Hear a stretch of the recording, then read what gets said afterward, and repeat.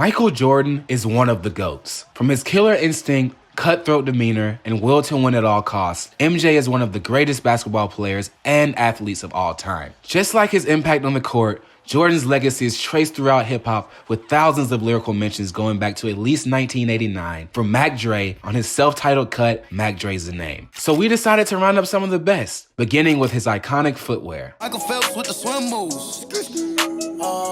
Michael Jordan with the tennis shoes.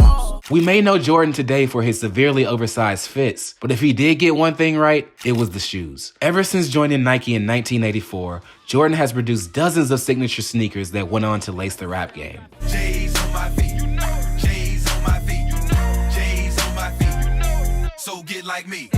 Artists like Drake and Travis Scott have exclusive collaborations with the brand, releasing highly sought-after kicks. Even his legendary logo has garnered mentions as well, like the Drake and Future iconic 2015 cut, Jumpman. Jumpman, Jumpman, Jumpman, Jumpman, Jumpman, Jumpman. I just seen the jet take out the other something. Take Post Malone's breakthrough track from the same year, White Iverson, where he's comparing himself to another hoop star, Allen Iverson, but still can't help but to mention lacing up 23s. Bitch, I'm saucing, I do this often, don't do no talking, my options right when I walk in, jump on them Jordans. Or on Drake's 2009 single, Forever, where Lil Wayne spits about wearing the shoe that stretched imaginations in the 1996 film Space Jam. Hello, it's the Martian, Space Jam Jordans. I want this shit forever, wake up and smell the garden. And sometimes, getting the popular shoe requires any means necessary, as J-Rock does on Kendrick Lamar's 2012 smash, Money Trees. Broken promises, still your watch and tell you what time it is. Take your J's and tell you to kick it where a Foot Locker is. You can't speak on Air Jordan's name without mentioning his 6 championships. One with 2 separate three-peats, which adds even more to the legend of Michael Jordan.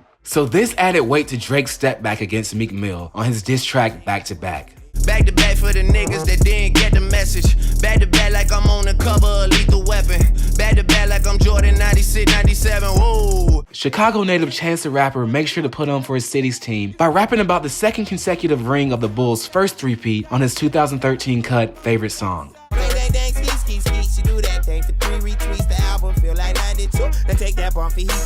Chance isn't the only Chi-Town native that reps the city's basketball hero. On Pusha T's 2018 song, What Would Meek Do?, Kanye West compares his then 6 studio albums to Jordan's 6 rings with a slick reference to Nike co-founder Phil Knight. It won't feel right till I feel like Phil Knight. Going for 6 rings like what Phil told Mike. Or on Travis Scott's 2018 single Watch, where Ye raps about feeling confined and not reaching his full potential. Similar to Jordan's situation before legendary head coach Phil Jackson's arrival, when MJ had yet to win a championship. Sometimes I feel trapped, Jordan with no field jack. And like Ye, Nicki Minaj works the 6-ring reference in regards to her studio albums on the 2018 track Chun-Li. In my kingdom with my Tim's on. How many championships? What? 6 rings on. While gathering those 6 championships, on October 6, 1993, the same year after completing his first three-peat, Michael Jordan shocked the NBA and the entire world, announcing his retirement from basketball at age 30. When I lose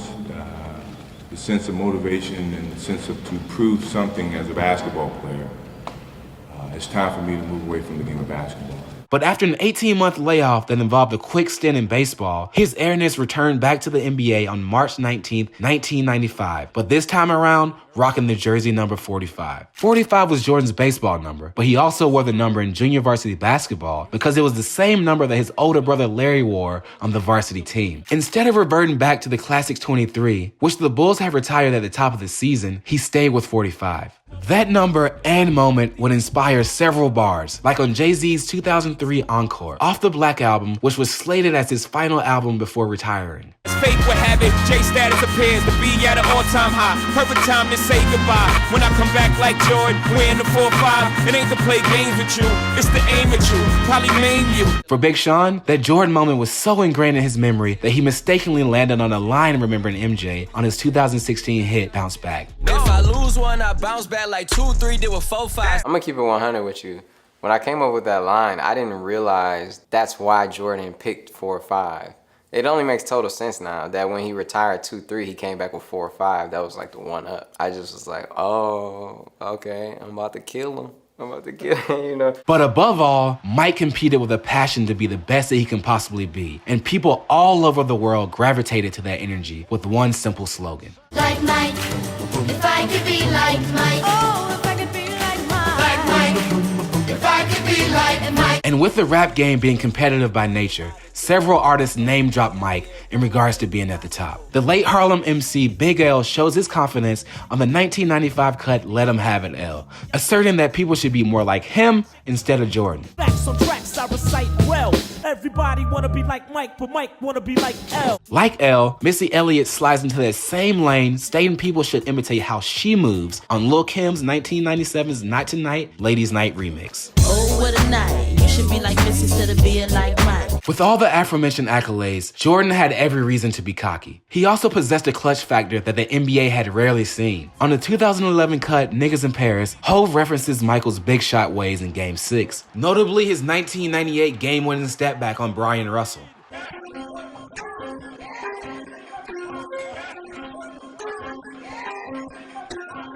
This is something that Jordan will always be remembered for, cause the dude could just flat out hoop. As effortlessly mentioned by Ice Cube on his 1992 classic, It Was a Good Day. Get me on the court and I'm troubled.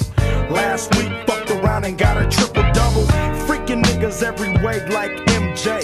I can't believe today was a good day. Jordan's legacy will certainly continue to live on, and these won't be the last lyric mentions of his greatness. What's your favorite Jordan lyric? Drop your answers in the comments. I'm Joe Ali with Genius News, bringing you the meaning and the knowledge behind the music. Michael Jordan, bitch. Michael Jordan, bitch. Michael Jordan, bitch. Michael Jordan, bitch.